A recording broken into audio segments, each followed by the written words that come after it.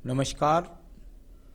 मेरे सामने एक 30 वर्षीय युवक का हाथ है और मैं इन उंगली के बारे में बताऊंगा, रेखाओं के बारे में बताऊंगा। काफ़ी फलन के सवाल हैं, उनके बारे में बताने वाला हूं। तो यहाँ सबसे पहले बात कर लेता हूं कि क्या व्यक्ति के अंदर बुद्धि ठीक है, क्या व्यक्ति के पास वाणी ठीक है, क्या व्यक्ति के पास भाषा ठीक है। उंगली यदि मैं देखता हूं तो बिल्कुल कनिष्ठा उंगली पर किसी भी प्रकार की माइनस रेखा नहीं, किसी प्रकार से भ्रमित होने वाला व्यक्ति नहीं।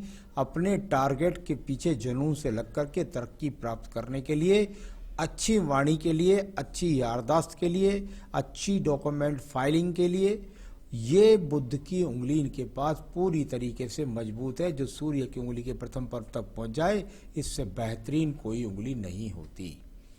बात करता हूं इसके बाद में मैं सूर्य की उंगली के बारे में। सूर्य की उंगली जीवन में यश दिलाती है, सम्मान दिलाती है, बदनामी दिलाती है, एक्सीडेंट दिलाती है, आंखों के रोग दिलाती है। बहुत सारे कारक हैं इसके।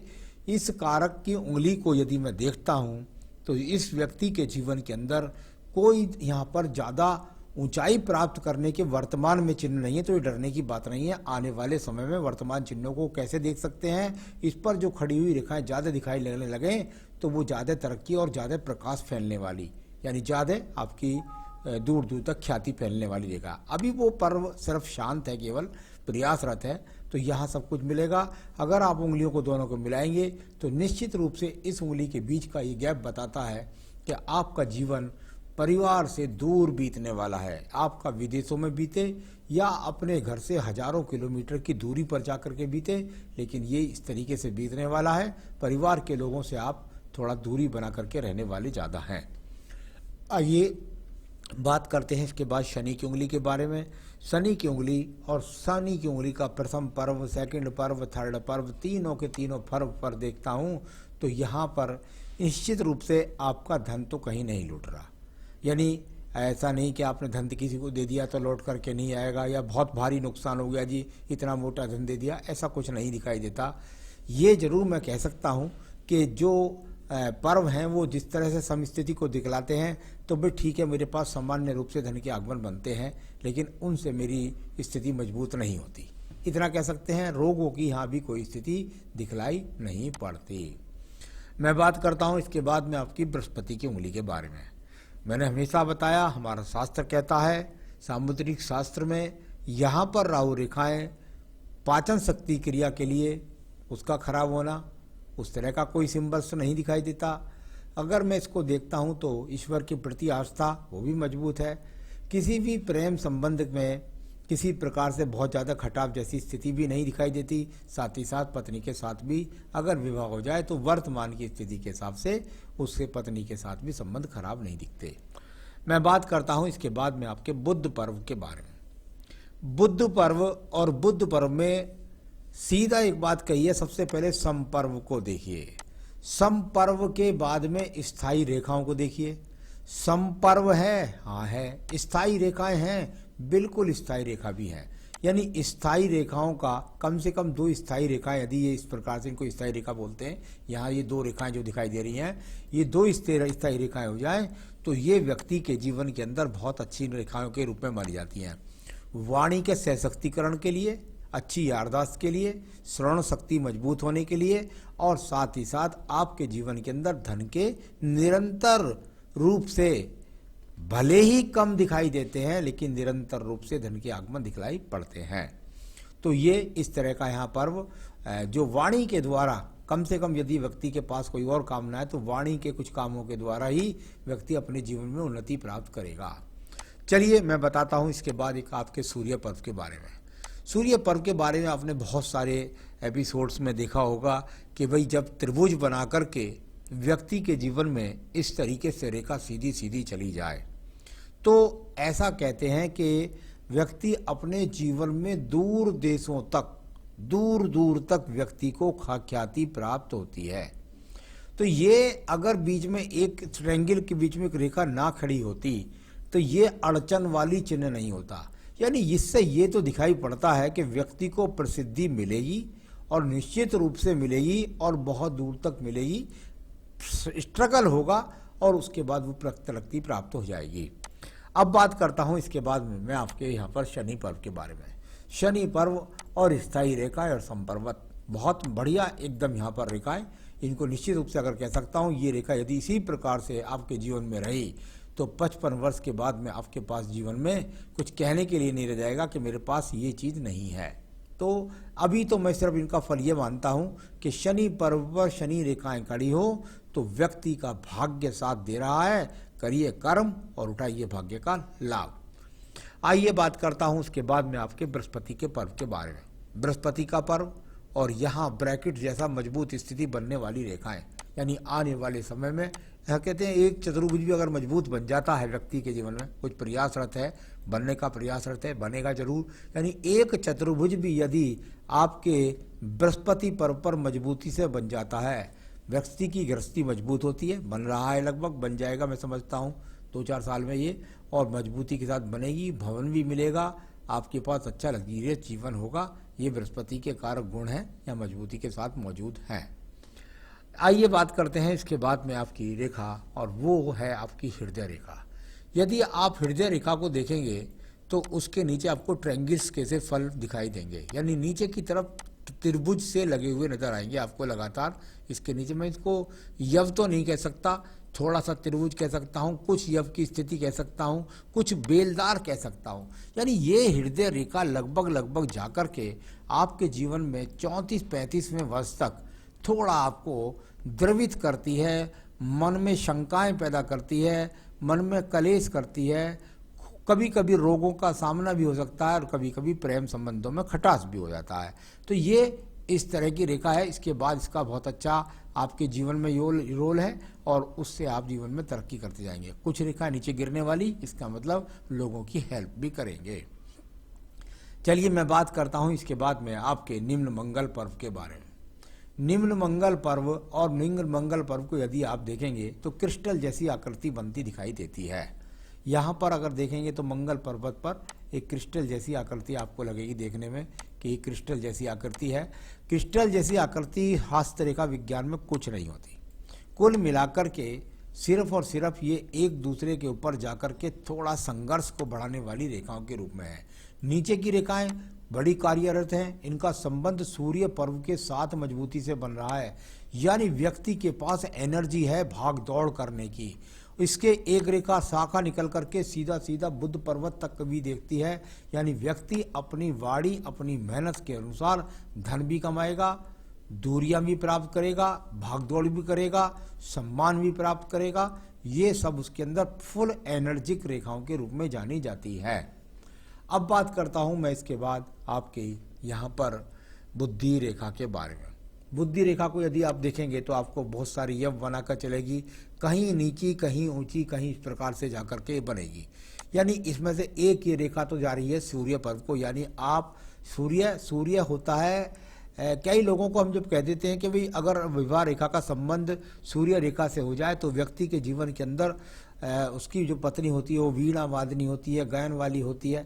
सूर्य पर्व का भी चंद्र पर्वत से रेखा निकल जाए तो भी व्यक्ति की वाणी बहुत अच्छी होती है, गाना बजाना इस तरह की चीज में ऐसी बात नहीं है, अभिनय क्षमता में व्यक्ति के पास मजबूती होती है। तो ये आपके पास वो रेखा यहाँ जाकर वाणी रेखा से निकलकर अभिनय रेखा में मिलती है, यानी सूर्य पर्व तक जाकर संपर्क बनाती है। यहाँ इस प्रकार से इसको कहा जा सकता है। मैं बात करता हूँ इसके बाद आपके द्वितीय मंगल पर्व की, जिसको झगड़े झंझट मुकदमों के लिए जाना जाता है। यहाँ पर इस तरह की कोई रेखा नहीं है। आपके जीवन में झगड़ों का, झंझटों का, मुकदमों का कोई भी रोल यहाँ पर नजर नहीं आ रहा। इसके बाद बात करते हैं हम आपके यहाँ पर चंद्र पर्वत के बारे में। चंद्र पर्वत की रेखाएं, और यदि इनमें से देखें तो एक छोटा सा टुकड़ा बीच में जुड़ने से रह गया।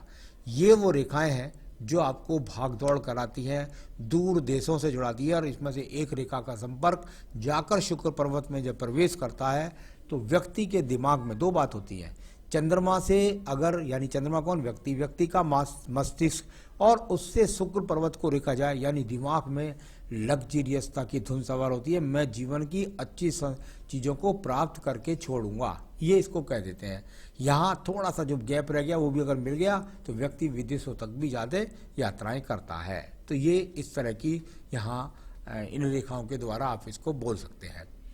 थोड़ा सा अगर यहाँ देखेंगे आपको तो कुछ एक्स के से चिन्ह नजर आएंगे, दो ये यहाँ इस प्रकार से ये देखेंगे, ऊपर भी दिखलाई देंगे। ये आपकी आयु के फैक्टर से पिछले फैक्टर में यानी भाग्य रेखा के साथ साइड वाइज चिन्ह है। ऐसा मतलब हुआ कि यदि भाग्य रेखा के साथ में साइड में एक्स लग जाए और बुध रेखा को काट करके इस तरह से चले तो व्यक्ति के जीवन में संघर्ष से व्यक्ति अपने आप को सिद्ध करता है। इस तरह से रेखाओं के फल को बोला जाता है। तो व्यापारिक रेखा कुछ नहीं, ये बुद्धि रेखा, बुद्धवाणी की रेखाएं हैं केवल आपके हाथ के अंदर। अब बात करते हैं आपकी भाग्य रेखा के बारे में। भाग्य रेखा उन्हीं रेखाओं के पास से आसपास में एक्स के चिन्ह बने जिनसे आपका संघर्ष बना, और इनका बिल्कुल अलग से यानी कि व्यक्ति अपना निर्माण करता है स्वयं की अलग से, सारे परिवार में किसी ने ऐसा नहीं किया, उससे अलग हट करके करता है। और ये रेखा क्योंकि एक समानता से एक ही रूप में जा रही है, यानी व्यक्ति के जीवन में काटने वाली राहु रेखाएं काफ़ी है, लेकिन व्यक्ति अपने ठिए को, अपने काम को छोड़ेगा नहीं और उसी के द्वारा अपने जीवन की ऊंचाइयों को निश्चित रूप से प्राप्त कर लेगा।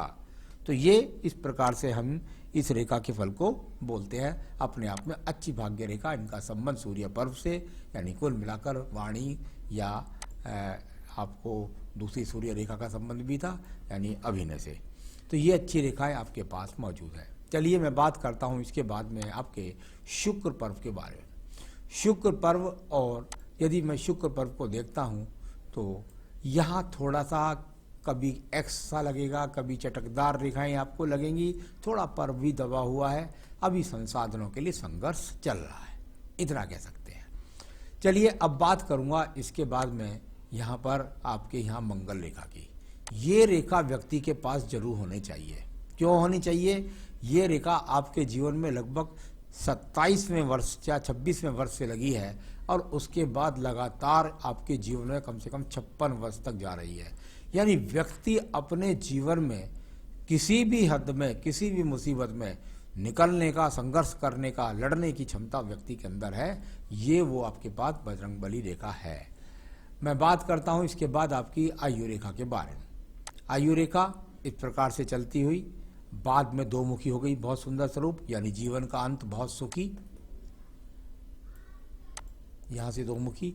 तो अभी इसके बारे में ज्यादा नहीं, एज तो अभी 74 के आसपास ही बोल सकता हूं, लेकिन ये रेखाएं बढ़ती रहती है, इनके बारे में किसी प्रकार की चिंता नहीं है। संतान रेखा भी हाथ में है, संसाधन रेखा भी हाथ में है। आयु यहाँ बैठ गई आपकी 74 वर्ष की, और इसमें यहाँ अगर देखता हूं तो प्रगति की रेखाएं इस प्रकार से, इस प्रकार से, इस प्रकार से, इनका मैं फल बोलने वाला हूं थोड़ी देर में आपके सवालों से। ये प्रगति की रेखाएं भी आपके पास हैं, तो ये किस किस उम्र में ज़्यादा लंबी हो रही हैं ये मैं आपको बोलने वाला हूं। तो ये तो मैंने आपका हाथ के पढ़ने का तरीका बताया सिर्फ। अब मैं आपके सवालों के लिए बहुत सारे पक्षों से देख करके बोलता हूँ, तो उसके लिए मुझे कोई चिन्हित नहीं करना पड़ेगा, बिना चिन्हित ही बताऊँगा, क्योंकि बहुत सारे पर्वों से देख करके मैं आपका फल बोलने वाला हूँ। आपने पूछा है शादी कब तक। निश्चित रूप से मैं कह सकता हूं कि आपके अब से लेकर के 32वें वर्ष तक आपका विवाह संपन्न हो जाएगा, यानी 2022 तक आपका विवाह संपन्न हो जाएगा।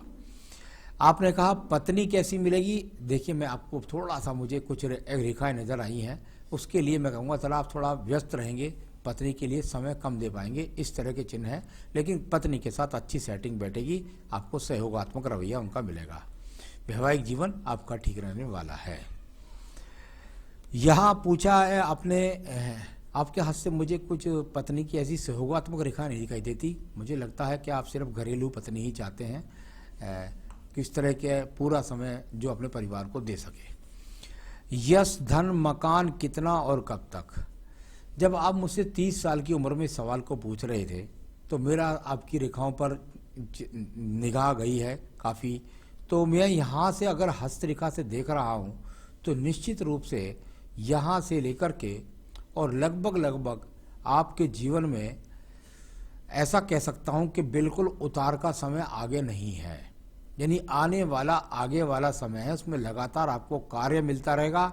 आपकी यहाँ बिल्कुल निश्चित रूप से जो जीवन की शैली है वो बिल्कुल ठीक है। आप अपने इस कार्य क्षेत्र को बिल्कुल ना छोड़ें, उसी के द्वारा आपको तरक्की मिलने वाली है।